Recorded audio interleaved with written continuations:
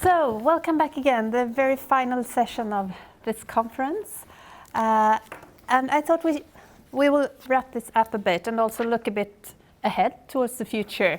And it's a pleasure to invite Astrida Neymanis, Maria Langa, Mirko Nikolic, and Isaac Klein again to join this conversation. And the way we plan it is that the three of you here seated at the table will start by giving a few reflections on the theme of the conference, environmental humanities, modes of thinking and being ecological. After that, we can just, if we have questions for each other, we can just bring them up. And then I will also ask you about your thoughts about this conference, if there is anything in particular that you bring from here. And then we will let Astrida speak for a while about your experiences of doing research in this area and your reflections on the themes and topics that we've been addressing. And after that, we'll just have a conversation about future research avenues, ways ahead, what we think about the field of environmental humanities. And after that, you will all be invited to join the conversation. So we'll open up for questions and comments towards the end of this panel talk. So that's more or less how we planned it. I wanted to ask Maria if you want to start. Just give a few reflections on the theme of the conference. All right. Okay. I try to wait with my reflections and try to take note throughout the conference.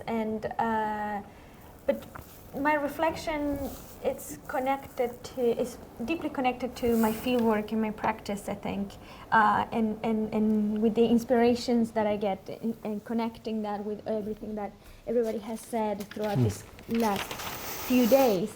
And first of all, I think that one of my initial important reflections regards to my own research is that studying more evaluations is quite a powerful thing. Sort of delving into what and how people think and consider that is right can be a quite powerful thing, and a lot of things can come out of it. And second, that as many others have said in this in the conference, sensing and embodied experience and experiences of nature are important to foster creativity and to foster care, particularly care for the place that we're in, care for and for others as well in that experience. And another point that I think that sometimes gets undermined or forgotten is also in my presentation I didn't manage to talk about this, so I thought it would be a good moment. And I think that the importance of science and research should not be underplayed, because we tend to be so critical of science, of scientific endeavors, and of course that's always important to keep in mind. However, for example, for the gardeners I study, experimentation and sort of scientific practices that are approached more as different practices of knowing and knowledge and sharing learning experiences, but that are clearly related to scientific exploration, is key for their way of playing with nature and their way of valuing nature and finding an ethical relation and an ethical position in organic processes.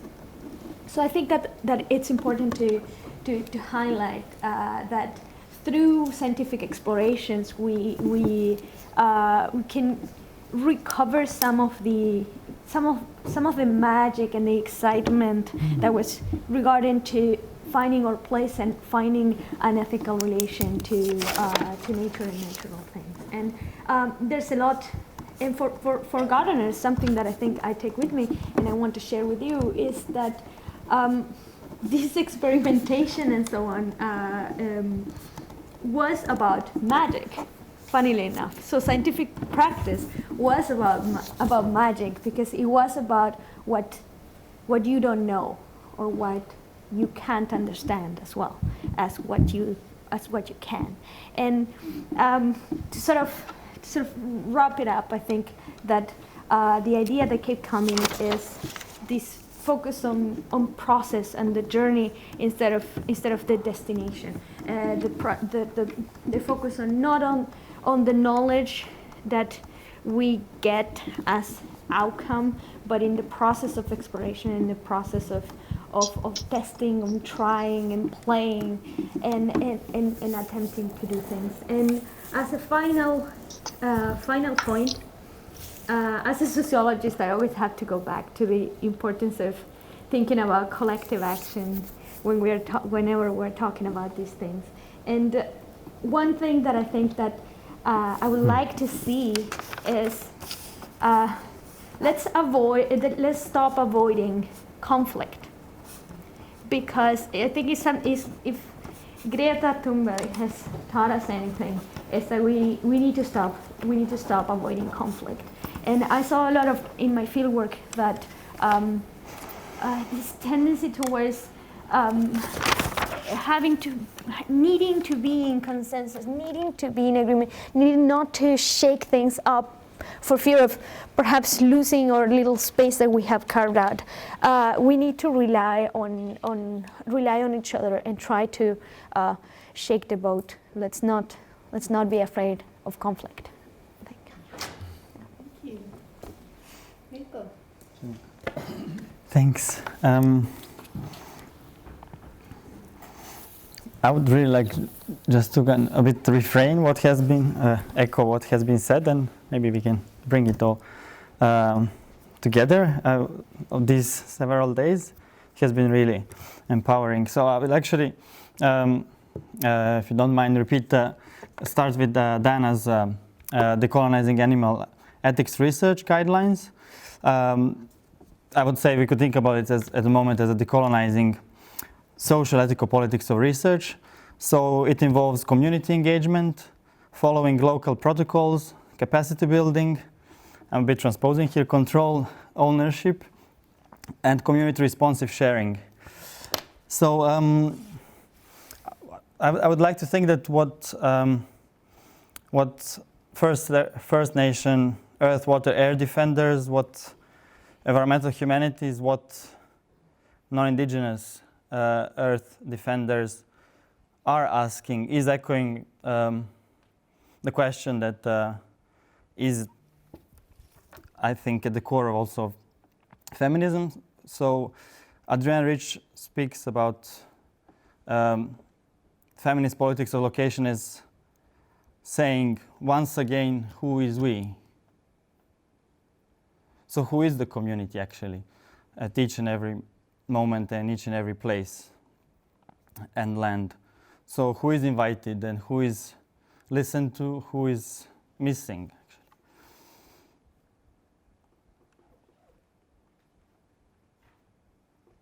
So this echoes, of course, there are many ways of thinking about it, but the idea that community, of course,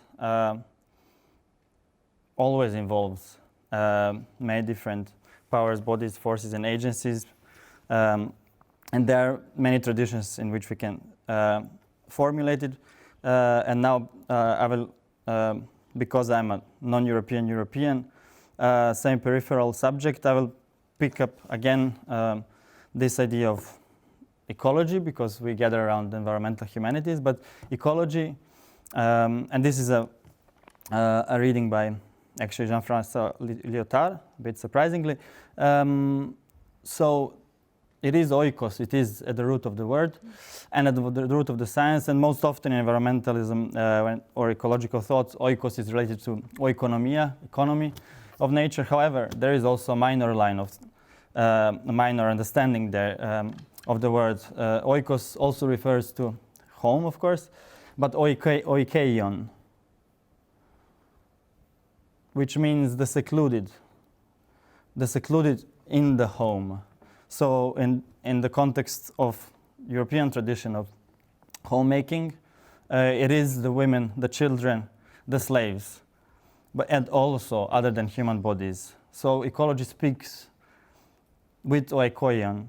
So Lyotard calls it the discourse of the secluded, not for, but it is discourse of the secluded, or I would say before the secluded. And here I would like to bring in Astrida's. She spoke recently about it in many times, but here, of course, we have a long tradition, and from Gayatri Spivak we know that the subject cannot speak for itself within the master discourse, and yet, as Astrida, and here I hope I'm not misquoting, said we cannot speak for them, for earth others, yet we must. So, which is the question of representation. So there are better and worse ways of speaking, of interacting and entangling. So the question is always the consent, the acceptance, I think the humility, the listening, the deep reciprocity, to say it with indigenous, in the indigenous language. We could call it, and I call it, and I think of it as a minoritarian practice. So ecology somehow is a minoritarian practice and being, which means speaking with, or I think exposure, vulnerability, debility, disability. So this is where things come together. The separation, the individual, it's really a small island, very small islands of strength and power in the middle of much larger ocean of mutually exposed and vulnerable bodies. So I would like to think that environmental humanities, when they pose the question of who is we, it also is an ethico-political way of staying with the weakest present. Some decisions, and with Barad, cuts need to be made locally, which means that some inclusions and exclusions may need to be performed, such as we spoke about some of these issues today, like with eating is already making a cut. However, taking responsibility, accountability, and staying with the being exposed to this, and which means staying there in the place and listening again and again, asking who is we then, and again inviting and again listening. That is, I think, very different from making a cut and running away and leaving a tailing pond behind. And I will conclude just by invoking another feminist tradition I draw a lot of strength from, which is standpoint knowledge. There are many interpretations, but it has essentially been a way of saying that better, that's the exact word that was used several times, knowledge can be produced from marginalized positions. I think this has been, of course, much debated, and but I think, as before when I spoke about oikoion, it's exactly not, it was understood as a topographical position, as identity position, actually. It was in some parts of discourse, but it is not a fixed subject position that it is referring to. So I don't think it's even exactly only an epistemological consideration. What I do think that standpoint knowledge brings us to think about place-based ethical politics and place-based ontology, first of all, which I think means that better knowledge here means not better in the sense of being more objective, but actually is a more just type of knowledge, which also always means a more just decision that is locally made, more just decision of how bodies will fit in this space and time. So it is always a question of justice, and it is a question of always starting from, I think, actually seeing what was excluded, because, as you said, the magic, which is listening to what we don't know, is actually another way of saying that actually those who have been excluded are the ones that we need to listen to at each and every possible moment in time. And that, I think, is a question of place-based justice. Thanks. Isaac, please.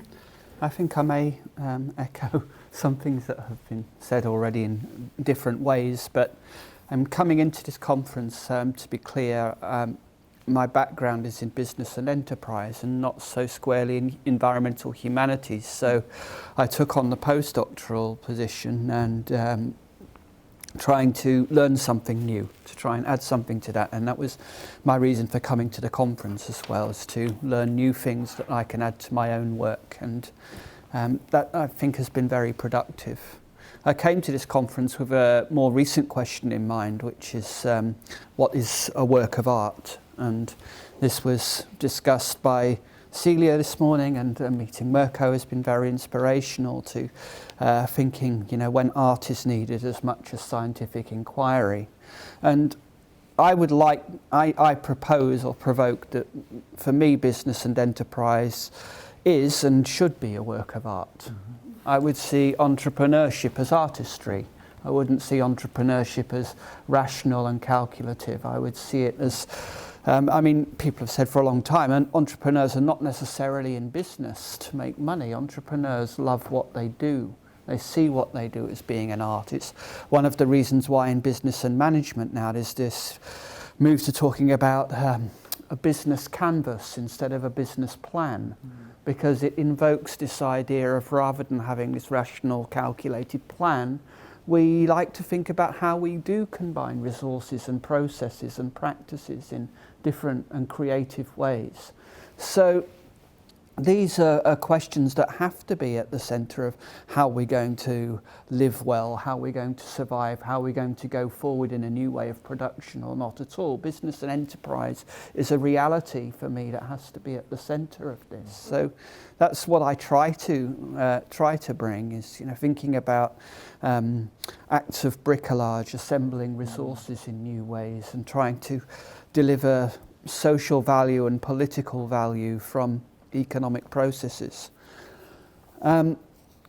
So this has been a reasoning for the revival of the social economy. People in Canada will know a lot about the social economy because it's incorporated into government policy. But the problem there is on one hand, you've got an idea of co-creation and entrepreneurship that becomes collective rather than individual. But on the other hand, you've got a very essentializing notion of the collective, which marginalizes people with individual voices. And so I enjoyed your presentation, Mario. I was following that with interest. With community gardening, how do we engage with economics as being another aspect? Like you can, J.K. Gibson Graham look at community investment and business in the same way as a community garden, and they have lots of metaphors like that. So how to engage with that in a playful and performative way and an experimental way. And I sensed, and I mentioned it yesterday, Jean-Luc Nancy kind of lurking in the wings when we're talking about how we think about community. So that hasn't been discussed much here, but that definitely has value, the idea of our being in common, that we're both individual and collective subjects at once, and maybe that's important for listening. So another point this morning is saying, with the Anthropocene, we're saying that the recognition that human power is matched by the despair at the lack of human power, and that's a crisis that means the need for slower thinking and care and practices of care that actually exist in the here and now. It's more about listening to those practices of care that already exist. So another thing there is invoking for me is the idea of weak theory, trying not to know too much, being playful and experimenting rather than strong theory. And that's important, I think, for what I'm doing with social entrepreneurship, because social entrepreneurship is very strong theory.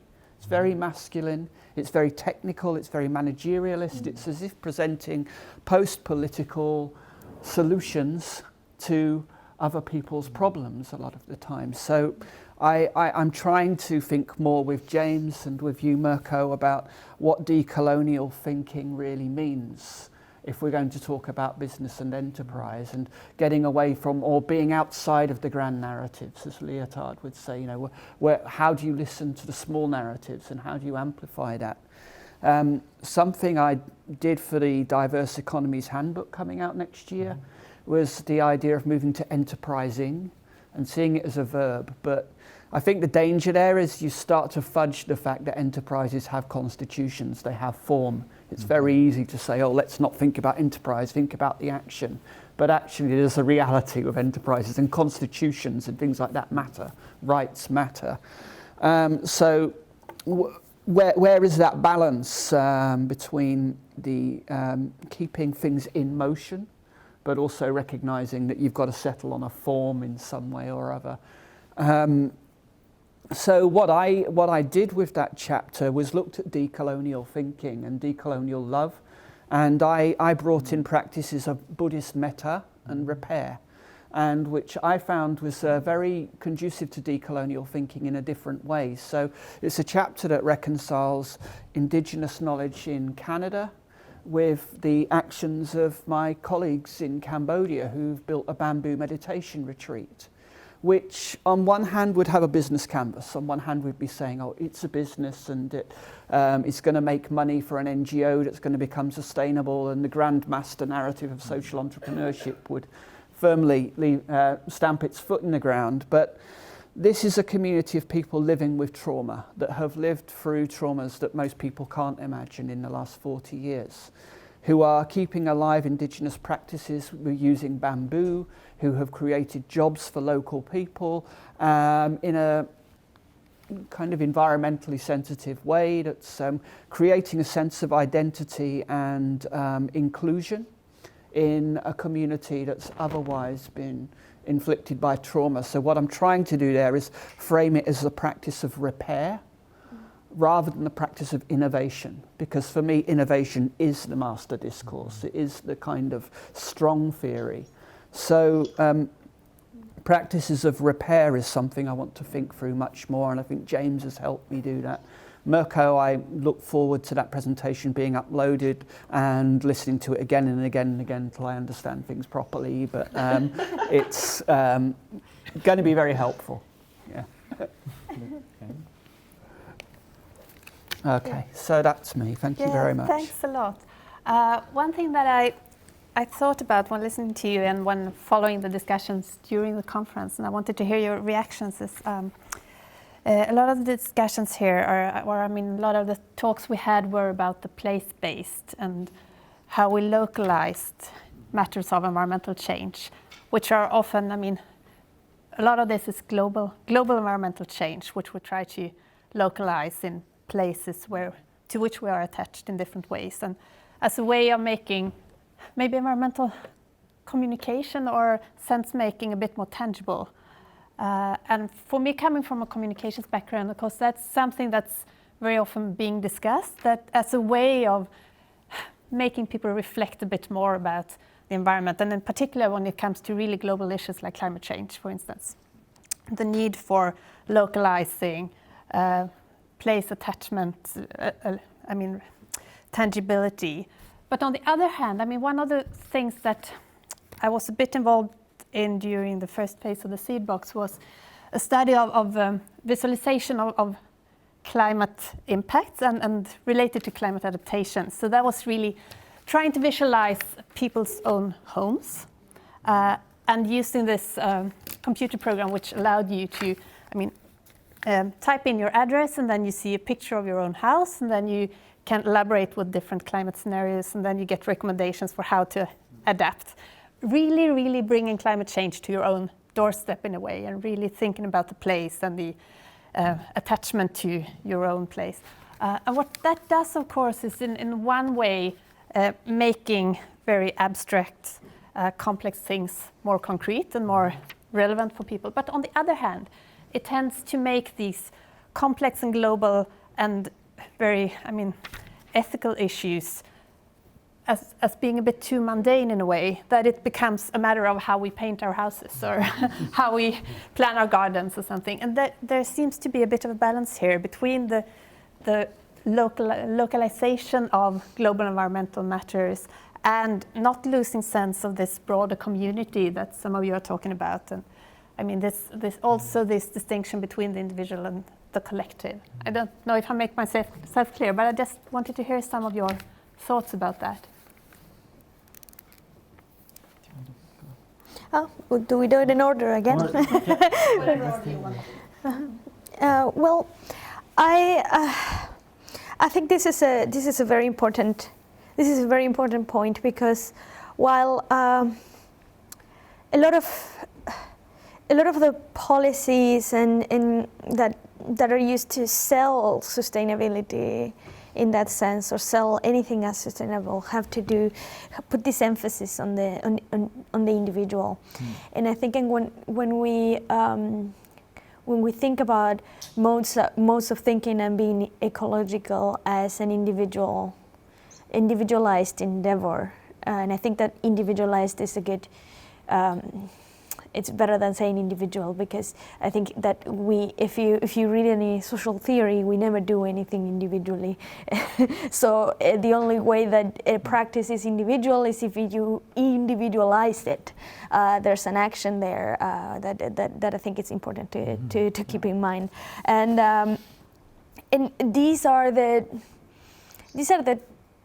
cheap ways that governments and cities and so on can do things. I think Karin Bradley brought this up in her presentation, the very first day of this conference. And and I think one point that we sometimes forget about is that to build community, we need time.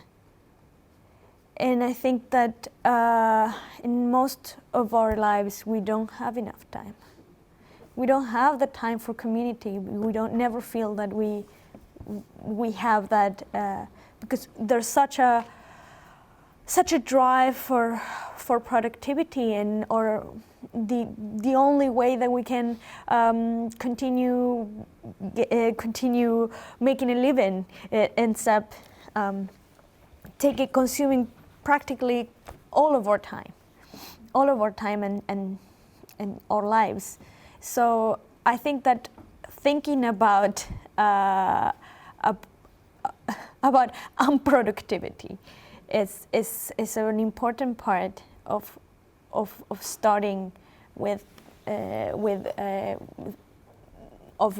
starting to reach out and move beyond the individual, I think, because we need time. We need time to do other things. We need time to reconnect. Yeah. I don't know. Yes, I would pick up on this individualizing, push to, and this responsibilization and outsourcing. We can call it many ways. I'll just for a second go back to this, like, let's say this statement that which refers actually to what Victoria asked, which is this kind of mind-boggling to some, let's say, base, somehow ground of ecological thinking, being and doing, which is everything is interconnected, expressed in so many ways also, of course, in different places. But said like this, everything is interconnected, which of course then goes from local to translocal, global. I mean, it is obviously, it is actually an objectifying statement. It is not like that, actually. Not everything is interconnected. Everyone means animal, vegetal, inorganic, organic bodies are connecting, talking to each other. So it is work. So it is the social work. It is social reproduction, actually, I would call it. So it's a constant, yes, work, and so nothing is there just given. Attention and care is not just there. There is a huge amount of hospitality, of course, from many different bodies and collectives, but it is work of reproduction, essentially. So I'd like to maybe, I'll just go back to what we talked about throughout the days, but I think it was very important to hear more from Edward and Dana and Strida you've been also digitized, about how in Canada some universities are indigenizing, and what does it mean actually? And because I think that's part of that kind of work. What in a way also echoing Cecilia's this morning, she said that in a way speaking about climate science, we have enough facts. It is a question of actually what we do now. It's a praxis. So kind of a bit similarly, I'm extremely excited about, of course, the incredible generativity of environmental humanities, environmental post-humanities, modern human humanities and everything. But I think together with that, and possibly even more than all this incredible creativity that we are all doing together, it is really how do we bring these things to actually, how do we actually restructure really relations? How do we restructure organizations, all of them, in homework, housework, but also what it is to teach and to be a student. Students are walking out because also of this. So it is about, I think the work is really about this, and I think it relates a lot to organizations. Yeah, how do we really now do the work of changing the organizations totally? And as an example, we spoke about it today, like now we have through, that's the example that I can relate to because we are sitting here in Tema. 30, 40 years ago, we did not have a gender studies department or even women's studies. They were starting. Now we have that, but beyond the department, beyond the research cluster of environmental humanities, gender studies, how does a queer feminist decolonial university looks? Primary school, kindergarten, what is it? Indigenized queer feminist decolonial organization, an enterprise. So, and I think that's where actually, yeah, it's really about what we do every day, I guess, which is what you just, slowing down. Yeah, many different things. That's a very radical provocation. I really like that. You know, how would we think about enterprise in such a way? And I would love to go to some corporate boardrooms with, you know, that kind of provocation. You know, well, just something that's completely so far out of even the, you know, the boundaries, the grand encounter narrative, but something that's completely outside of what's even conceivable in terms of business and enterprise and structures of university, like what is truly transformative and creating something truly new rather than just enrolling people into business as usual, right? So that's, you know, I mean, words matter, and you could go into a boardroom and say, you know, a queer feminist enterprise, and you'd probably be looked at in a way that's saying, well, you're just agitating. You're not. You're just trying to get a reaction almost. But I think that business and enterprise is changing because it has to. But still, business as usual tends to win out one way or another. I'm wondering what I really have to add to the question that you ask, and really to what Maria was saying, which is, you know, how do we have time to do more? So I guess that requires rethinking about what research means, if that's what we do as researchers, because we don't have more time out of research unless we're willing to completely sacrifice our family life and everything else. So research, performative action research for me is a way of reframing research and gaining more acceptance for that, which is still hard in some circles. The first question I was asked after a recent job interview was, how do you expect to get your research into good quality journals if you've done action research? So it's still out there that kind of performative research that we want to do that actually changes and enacts and allows us to see change in real time quite slowly. It takes a long time to do that kind of research. For me, it took a year in 2 villages to get, I think, even anywhere. And that wasn't very far. But to even start to get anywhere, it's difficult, but that's very hard in the kind of neoliberal sausage factory that universities are, isn't it? Because they want research outputs quickly, and they want and they want objectivity and distance, and they want a God trick, and essentially, they don't. They're quite down on performative research, I think, in general. So that's still a challenge for us, I think, as people that are doing environmental humanities and other disciplines, is to gain more acceptance for the idea that we're trying to enact change through our research work, which is the only way, I think, that we can deal with the question of not having enough time as well. Thanks. I will let Astrida in, and I know, Isaac, that you will have to leave a bit before we finish, so whenever you need to go. Okay. Yeah. So Astrida, please, we look forward to your reflections. Thank you so much. Can you hear me okay? Yeah. Okay, great. And thank you for letting me go last. It's last thing I want to do is sort of, start talking about something that's, not relevant or completely, from left field. And the comments that I had prepared, I think, actually echo much of what I've heard just said. And I'm really sad I wasn't there to hear all of your presentations, because your reflections now are very strongly resonant with many things I've been thinking about, and I wish I had the opportunity. So the question you asked me, Victoria, in advance is a big one, and so I've sort of reformulated it a little bit to make it more specific, to sort of think about what does it mean to be an environmental humanities researcher today, in October 2019.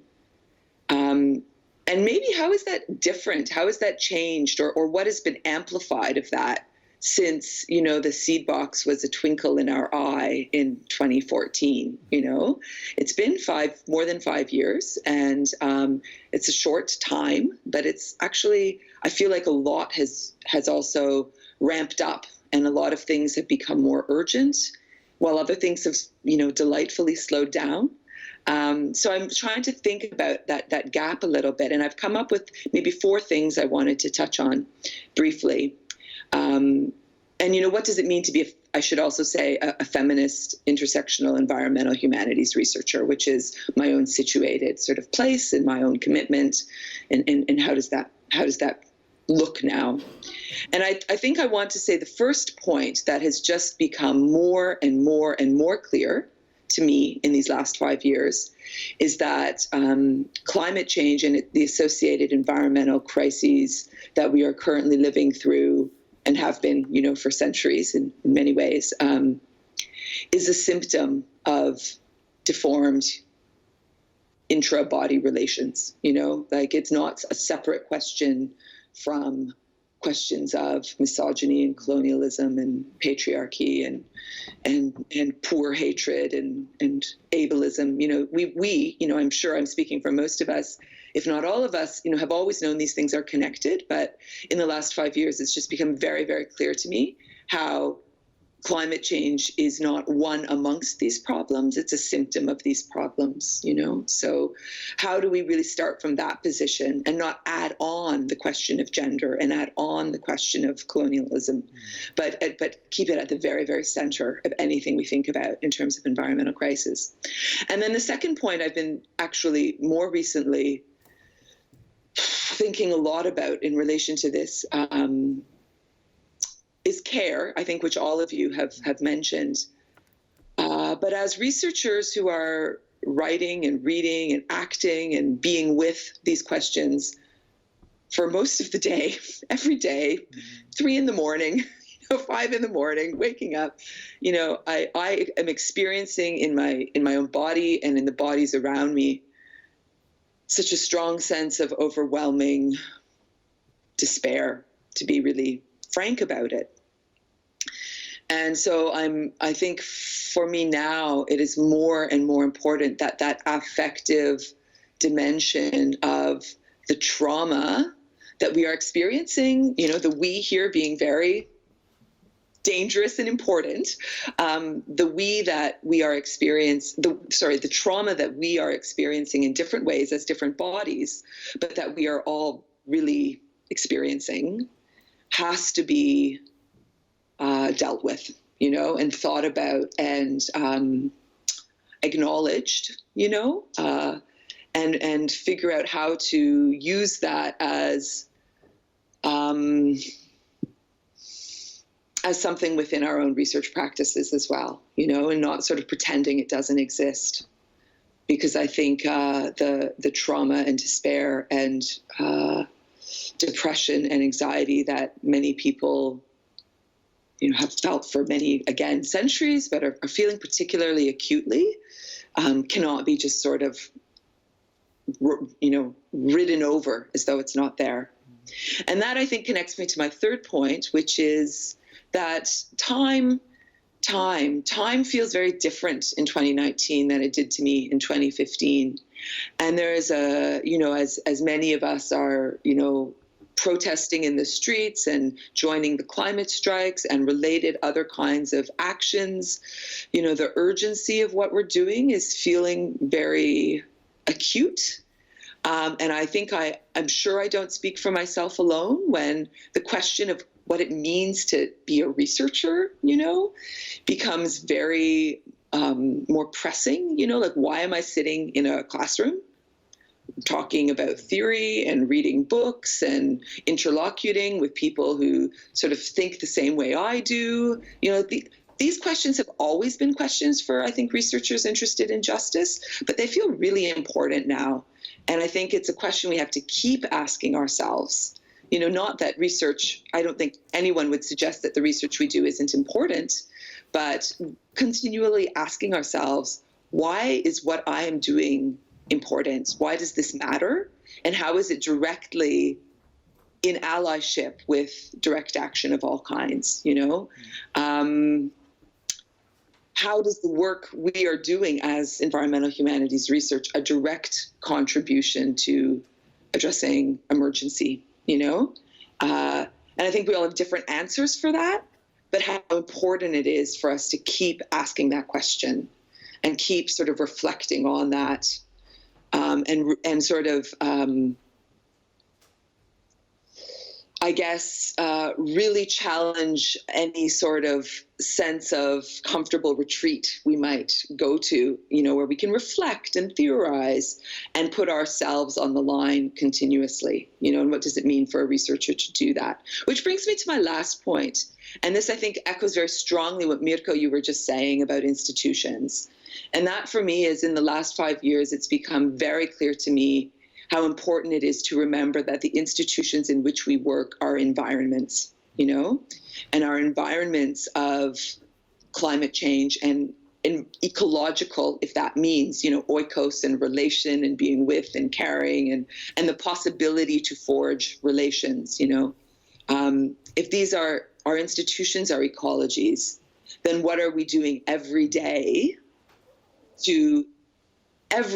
in our practices to change them, you know, and build them stronger? How are we, again, putting ourselves on the line? What are we refusing, you know, as feminist, decolonial, queer, anti-ableist scholars? You know, what practices do we refuse in our institutions? How are we putting frankly, ourselves at risk? You know, what are we willing to put on the line to just say, enough, this is not a sustainable practice, you know? And I think a lot of my work in the last 5 years has been trying to bring together an institutional activism as really a strong part of an environmental activism and changing the places we live and work in. And understanding that, you know, direct action is sometimes very, very simple, you know, like it's very difficult and complex and all of those things, but it's also sometimes just refusing, you know, saying, no, I'm not going to do that. I'm not going to abide by that. And being, you know, for myself, increasingly embedded within institutional structures and committees and faculty boards and all of these things, it's quite amazing to me, actually, how often it just takes someone saying, no, like, let's not do it that way. And remembering that even as we are caught up in these machines, both institutional and planetary, that feel so overwhelming and so abstract, And in the face of which we may feel so helpless, we are not, and we actually can enact change every single minute of every day in all sorts of ways, and not losing sight of that. So I think words that I heard in the panel that very much ground what I'm trying to say in these 4 points are, again, care, repair, justice, as absolutely fundamental and central to thinking about what it means to be an environmental humanities researcher now, today. So maybe I'll stop there, and it's hard to gauge your reactions from the interface of a machine, so I would much rather engage questions and discussion and dialogue for whatever time we have remaining. Thanks a lot. And we'll just open up for anyone who wants to comment or reflect or ask a question. And Rasmus has a microphone.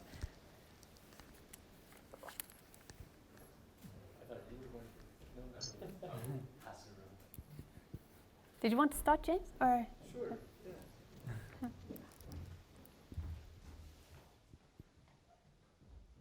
So Frida, this is James now asking a question. Hi, James. Hello, nice to meet you, virtually. Can you hear me? Yes. Oh, good. Okay. I want to respond to the themes that I've just heard in the panel, and I thank you all for sharing. And I appreciate that you were able to balance the urgency and the slowing down, and to balance the despair with the care and repair that you speak of. I think that was true to all the panelists today. And I just want to read something that it's a very short statement by a man named Bayo Akamolafe. And the quote is as simple as this: "The times are urgent, let's slow down." And when Maria, you spoke about, the fact that in this, being in the research institution or being in academia is this constant push for productivity, and I appreciated that you this recognition that we need to slow down, that we need to slow down scholarship, we need to slow down this inhumane pace, and perhaps in the slowing down, there's an opportunity to address really the root causes of the symptoms like climate change, which Astrid, I think, quite pointedly, discussed, that it is a symptom. It isn't one of many issues. It's a symptom of colonialism. It is a symptom of patriarchy. It is a symptom of racism. And so I want to thank you all. I don't have a question per se, but that's a comment that I feel that the panel really helps to convey the importance of why we're meeting together, and a nice close to the last few days. I think I'll go home and I'll have a lot to share because of the days I've spent here. So thank you all. Dana.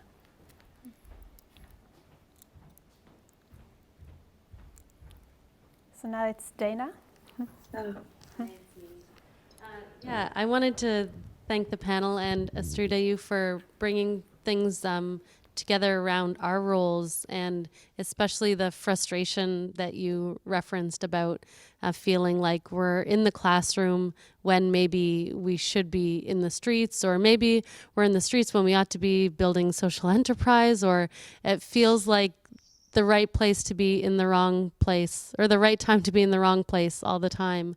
But I really appreciated what you were saying about ways to implement organizational change. And I guess that's what I was talking about today, is what could the role of the administrator be?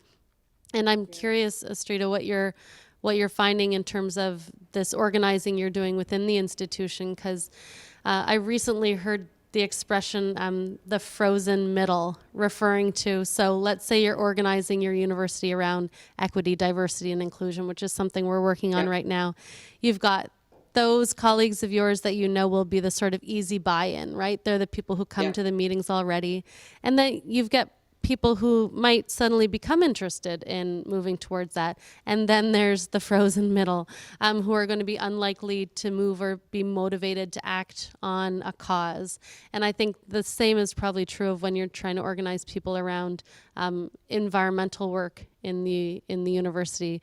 I'm just wondering if you could speak to how that organizing is going in your institution and what's working for you. That's a great, thank you, Dana. And I'd love to hear what other people have to say about that as well. For me, I think what I'm thinking about and enacting a lot recently is, it is organizing, but it's about everyday practices within institutions, I think, as well, as part of that organizing. So while I am, of course, a member of and very active in my union and sort of formal organizations like that, and trying to bring about real deep institutional change and workloads and sessional staff and these sorts of things, again, as well as diversity and equity and inclusion. Part of it is also just the everyday interactions in an institution. And I think we part of another sort of symptom of the times we are living in is this, and related to the sense of despair and related to the sense of overwhelm, is this idea that now institutions have become these faceless things that sort of exist and sort of run on their own steam that we can no longer influence. And what I'm learning by just daring to do so is that those everyday one-on-one interactions with people, whether it's through practices of care and time, slowing down, through mentoring relationships, through taking the time to talk to colleagues, on committees, to find out what they're really thinking and how they're feeling, to instead of just sort of rubber stamping policies in the name of urgency and time saving, because we all have so many committee meetings, actually asking a question, really, is this the way we have to do this? Yeah. Oh, no, maybe there's another way we could do this, So I think, again, these same tactics of slowing down that Maria was talking about, of enacting an emplaced, situated, embodied, affective, relationship to institutional practices opens up different kinds of avenues for challenging them, and sort of not giving up and thinking, oh, this is, this sort of institutional policy bullshit is just, it's a done deal. Mm-hmm. It's actually not at all.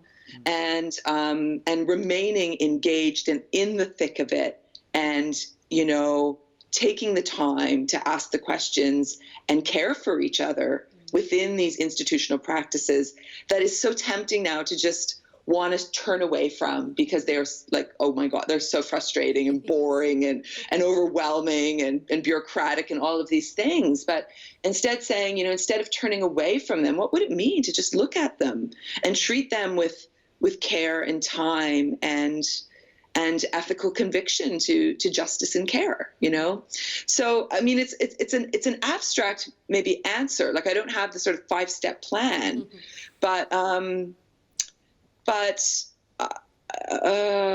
think it's both at the organizational sort of framework level, but very much at the everyday interaction level, and sort of bringing back that sense of embodied commitment to the places we live and work in.